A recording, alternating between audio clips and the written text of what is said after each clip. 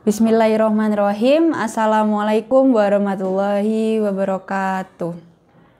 Alhamdulillah anak-anak, hari ini bisa kembali lagi di cerita inspiratif pagi. Kali ini diisi oleh Bu Vika. Bagaimana anak-anak kabarnya pada hari ini? Semoga semuanya dalam keadaan sehat walafiat dan selalu dalam lindungan Allah Subhanahu wa Ta'ala. Sebelum Bu Vika menyampaikan cerita inspiratif pagi hari ini, mari kita berdoa bersama-sama. Semoga apa yang Bu Vika sampaikan nanti bisa memberikan inspirasi bagi kalian. Bismillahirrahmanirrahim. Raditu billahi robba wa bil islami dina wa bi muhammadin nabiyya wa rasulah. Rabbi zidni ilma warzuqni fahma waj'alni min ibadika sholihin. Amin. Nah anak-anak, hari ini Bu Vika akan menyampaikan cerita inspiratif pagi yang berjudul Nilai Sebutir Nasi. Ceritanya seperti ini. Alkisah pada zaman dahulu, hiduplah seorang raja yang memiliki seorang anak yang sangat dimanja. Nah, sang anak itu di depan sang raja dan permaisurinya memiliki sifat yang sangat baik, ceria dan menyenangkan. Akan tetapi ketika di belakang sang raja dan permaisuri, tanpa sepengetahuan mereka, sang anak ini memiliki sifat yang sangat bertolak belakang. Ia memiliki sikap yang tidak sopan dan kurang baik. Nah, sang anak ini yang biasa disebut pangeran kecil merasa dia sebagai mahkota kerajaan, putra mahkota kerajaan, sehingga ia merasa kedudukannya tinggi dan membuatnya sulit untuk menghargai dan menghormati orang lain. Dengan perilakunya yang seperti itu, teman-temannya menjauhinya dan tidak suka berteman dengan anak itu, sang pangeran kecil. Tetapi ada satu anak yang setia menemaninya sejak masih kecil, sejak dia kecil. Dia adalah anak dari pengasuhnya, jadi anak dari pengasuh istana. Nah, pada suatu hari sang pangeran kecil ini mengajak sang anak pengasuh itu untuk menemaninya makan. Dalam artian menemani makan di sini, sang anak pengasuh itu hanya menungguinya dari pojok ruangan dan hanya melihatnya makan saja, tanpa diajak makan bersama. Nah, sejenak setelah saat akan makan, sang pangeran kecil itu menundukkan kepala dan berdoa sebelum makan. Kemudian setelah berdoa, tidak lama kemudian ia melahap semua makanan yang ada di mejanya. Segala makanan hidangan ia cicipi. Bahkan ia juga beberapa kali hanya mencuil dan menggigitnya. Kemudian apabila ia tidak suka, ia memuntahkannya dan membuang sisa-sisa makanan yang tidak ia sukai. Nah, melihat perilaku pangeran kecil tersebut, sang anak itu hanya tersenyum melihatnya. Nah, ketika dilihat oleh anak pengasuh itu, pangeran kecil ini merasa tersinggung. Kemudian ia mengatakan kepada sang anak itu, kenapa kamu hanya tersenyum dari tadi? Kenapa kamu tersenyum seperti menghina aku?" Seperti itu.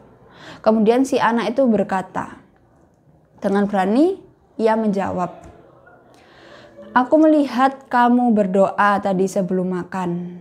Aku melihat kamu mengucap syukur atas makananmu, tapi kenapa caramu memperlakukan makanan itu tidak seperti kamu mensyukuri makanan tersebut? Kenapa kamu malah memuntahkan dan membuang sisa-sisa makanan yang itu kamu tidak menyukainya dan menyisa-nyisakannya?"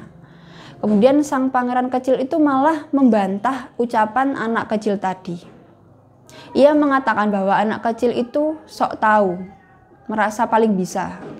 Dan ia mengatakan kepada si anak kecil itu, "Aku memiliki semua makanan yang aku inginkan. Bahkan di dalam gudang aku memiliki banyak persediaan makanan." Seperti itu. Ia merasa memiliki banyak makanan.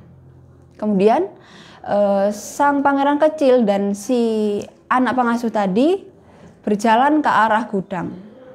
Nah, gudang yang berisi bahan makanan di istana. Nah, sang pangeran kecil dan si anak pengasuh bertemu dengan seorang pegawai istana yang mana ia menerima pajak beras dari para petani di depan gudang bahan makanan itu. Di situ juga ada beberapa petani yang sedang menyerahkan pajak beras. Nah, melihat kondisi itu, sang pangeran kecil langsung berpura-pura untuk menjadi baik, berlagak memiliki sifat yang baik dan bijaksana. Sang pangeran kecil itu bertanya kepada para petani, "Bagaimana panenmu pada bulan ini? Bagaimana keadaan sawahmu?" Seperti itu. Kemudian sang petani itu dengan takut menjawab pertanyaan si pangeran kecil. "Panen kali ini buruk sekali, pangeran." Kemudian petani itu juga menambahkan, "Sawah ladang kami dihancurkan hama. Anak istri kami kesusahan dalam mencari makan. Kemudian kami hanya mendapatkan sedikit makanan untuk hidup kami. Jadi mohon maaf apabila kami hanya bisa memberikan sekantong beras kepada pangeran. Itu pun juga beras pilihan yang terbaik dari sawah kami." Seperti itu kata si petani.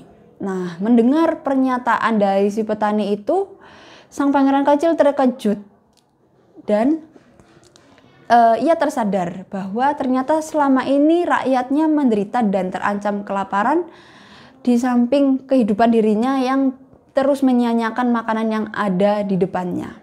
Nah, dari kejadian itu si pangeran kecil langsung meninggalkan tempat tersebut. Ia lari karena malu. Dan sejak itu perlahan-lahan tingkah sang pangeran kecil itu berubah.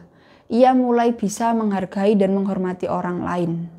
Dan ketika ia akan menyantap makanan, ia juga berusaha untuk mengingatkan dirinya bahwa jangan menyia-nyiakan sebutir nasi yang ada di piringmu. Nah, dari cerita tadi anak-anak menunjukkan bahwa sejak kecil kita ini sudah dididik untuk selalu berdoa dan mengucap syukur atas semua berkat yang kita terima, baik itu makanan, pakaian, ataupun tempat tinggal. Itu semua perlu kita syukuri, nikmat dari Allah Subhanahu wa Ta'ala. Namun perlu diingat kembali bahwa mengucapkan syukur itu bukan sekadar berdoa, bukan pula hanya sekedar melaksanakan formalitas, tapi lebih dari itu, rasa syukur kita perlu disertai dengan rasa menghormati dan menghargai orang lain dalam kehidupan sehari-hari.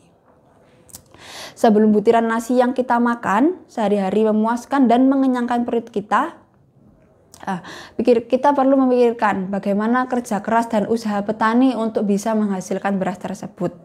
Nah, bila kita mampu menghargai dari arti sebutir nasi, mulai dari hal yang paling kecil, serta orang-orang yang menghasilkannya, yakni para petani, maka kita akan bisa lebih bijaksana dan lebih bisa menghargai dan menghormati orang lain di sekeliling kita dan bisa berusaha untuk berbuat lebih baik dalam kehidupan sehari-hari. Baik anak-anak, ini tadi sekian cerita inspiratif dari Bu Vika. Semoga sedikit cerita tadi bisa menginspirasi kalian dan bisa memotivasi kalian untuk terus berusaha lebih baik lagi ke depannya. Terima kasih atas perhatiannya anak-anak. Bu Vika tutup cerita inspiratif pagi hari ini.